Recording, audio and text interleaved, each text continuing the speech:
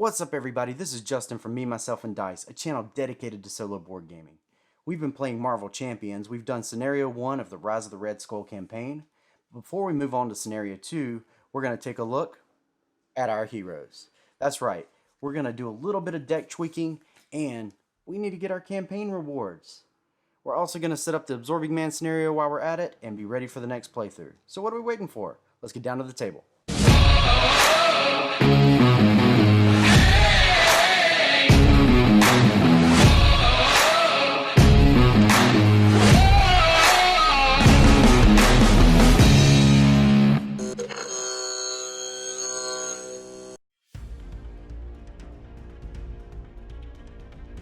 As the dust settles at Project Pegasus.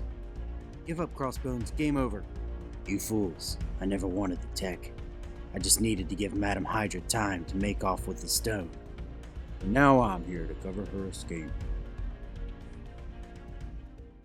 Welcome back down to the table, everyone. I wanted to maybe tweak the deck a little bit. I have Captain America's deck laid out here.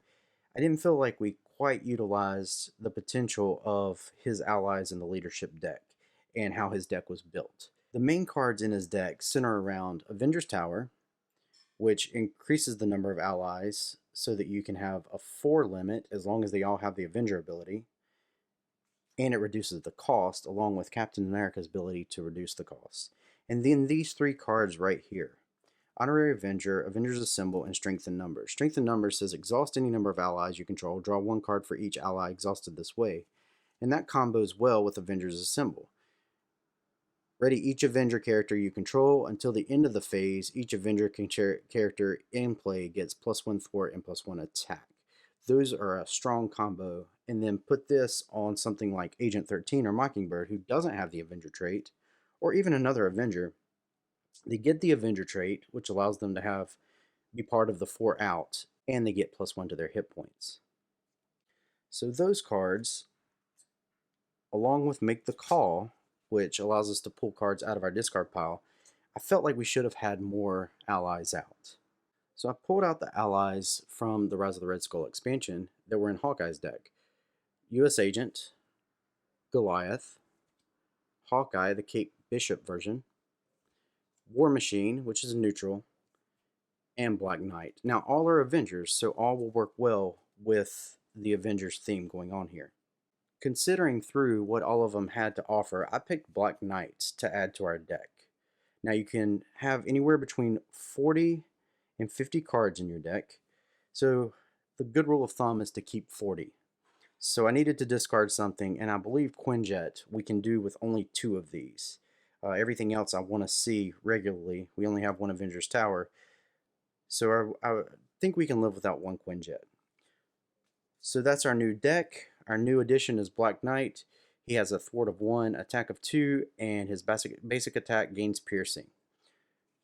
Let's have a look at Black Widow's deck. I have all of Black Widow's cards laid out right here. Her deck centers around her preparations, putting out things and being ready for any situation. But we're also using her as our main way to thwart, and that's what the justice aspect does. I felt like her deck was missing maybe some sort of barrier between her and the villain. So from the base deck, I pulled out Jessica Jones and Daredevil. Now both have something to do with thwarting, have 3 health, 1 costs 3, 1 costs 4. And although I'm hesitant to get the more expensive one out, Jessica Jones does 1 thwart for each side scheme in play. I can't always guarantee we'll have a side scheme in play when compared to Daredevil, that every time he thwarts, which goes along with what we need her to help do, deal 1 damage. And that was one thing that I needed Natasha to do, is maybe deal just a tad bit more damage whenever she could. And so that trickery right there, that seems to go well with her deck. So we're going to add Daredevil. So I pulled out several cards, and all of these from the base set and this from the Captain America pack. So if you had the Captain America pack, the Black Widow pack, and the expansion in the core set, this would be at your disposal. You could borrow it from the Cap player. So it says attached to a side scheme, max 1 per scheme. When attached scheme is defeated, deal 4 damage to an enemy. And since we'll be doing thwarting anyway, this is another trickery card that I think can help us deal a little more damage. So we're going to put followed into this, and now I like to keep my decks at 40, so we need to get rid of 2 cards. Now with Justice you have Surveillance Room and Interrogation Room in this specific deck. I don't really do well with Interrogation Room. They both get rid of threat. This one stays in play. This one has 3 uses and it's gone. It's a little more expensive. But I really like Surveillance Room more than I like Interrogation Room. So I'm okay getting rid of these two and using Daredevil to thwart instead. I didn't seem to get these out into play anyway. So those are the tweaks we're going to make to our deck, and let's look at what the heroes got from the campaign. So after winning the first scenario, we get to pick one of 4 tech cards, and these are very powerful cards that will go into our deck and then be pulled out during the setup phase. So at the same time we would go in and pull out Captain America's shield, we would come in and grab these cards and they would sit out. So they don't go against our 40 deck limit. They are once per campaign, and you'll notice each of them say discard the card and remove it from the campaign log. So let's look at these cards in more detail. Adrenal Stems. Discard this card and remove it from the campaign log. Ready your hero and heal 5 damage from them. Emergency Teleporter. Remove this from the campaign log, search your deck and discard pile for an ally, put it into play, and give it a tough status card.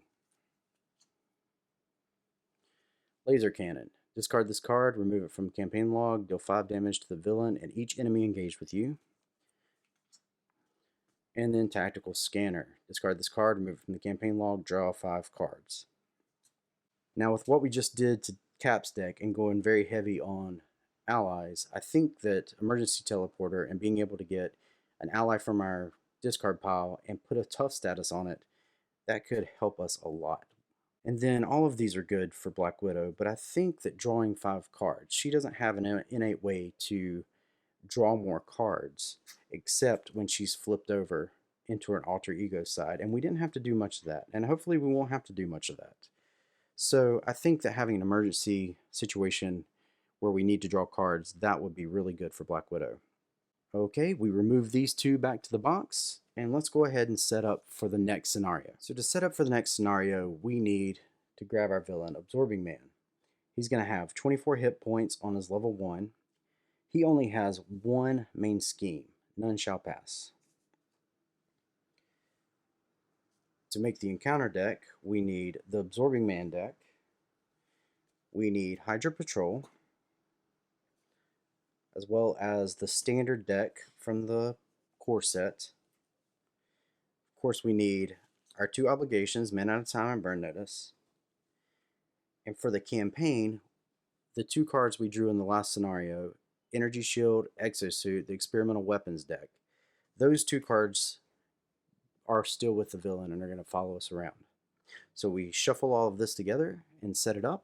So to finish setting up, the scenario is going to call for delay counters, and to keep track of that, we're going to use a hero dial, just so we don't get it mixed up with any other tokens. And lastly, the setup on this card says discard cards from the encounter deck until an environment is discarded. Put that card into play and shuffle the encounter discard pile into the encounter deck. So it won't make our deck smaller, but we do need to find a random environment. And we found Snowy Hillside. It's going to give him the ice trait, and this is going to start in play. We shuffle everything up, and we'll be ready to go.